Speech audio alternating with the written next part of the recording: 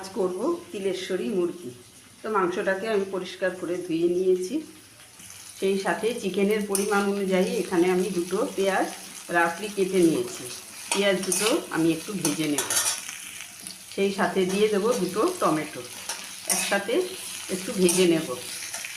তো পেঁয়াজটা ভাজা হতে হতে আমি মাংসটাকে ম্যারিনেট করব। দিলাম 1 চামচ আদা, দিলাম রসুন বাটা, আদার থেকে রসুনটা একটু কম দিলাম।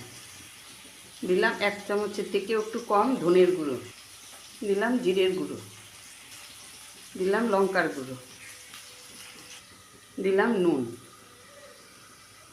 সবগুলো উপকরণ দেওয়া হয়ে গেছে। এখন আমি মাংসটাকে একটু ভালো করে মেখে নেব।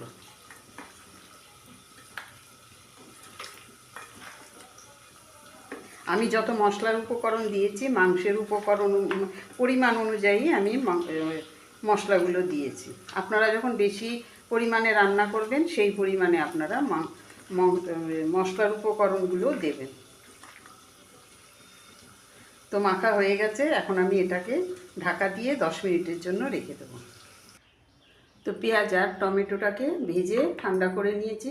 দিলাম আরও 3 কোয়া রসুন, দিলাম 3টে কাঁচা লঙ্কা, দিয়ে দিলাম খানিকটা তিল, 1 চামচ 2 চামচ তিল দিলাম। এবার এটা একটা পেস্ট বানিয়ে নেব। তো তেল গরম করে নিয়েছি, দিলাম খানিকটা জিরে ফোড়ন, দিয়ে দিলাম মশলা মাখানো মাংসটা, চিকেনটা দিয়ে দিলাম।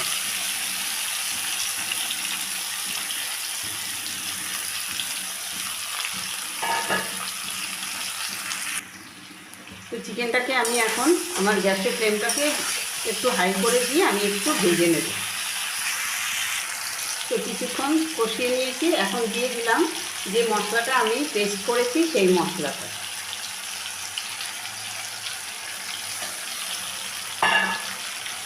দিয়ে ভালো করে মিশিয়ে নেব।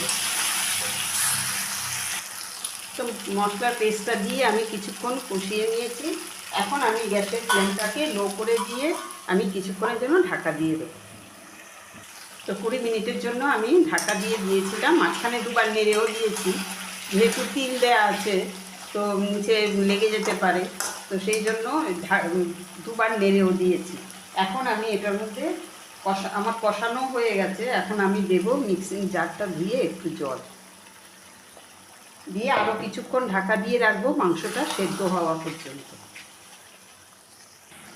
তো মুরগি সেদ্ধ হয়ে গেছে। এখন দিয়ে দেবো খানিকটা গরম মশলার গুঁড়ো, দিয়ে ভালো করে মিশিয়ে নেব।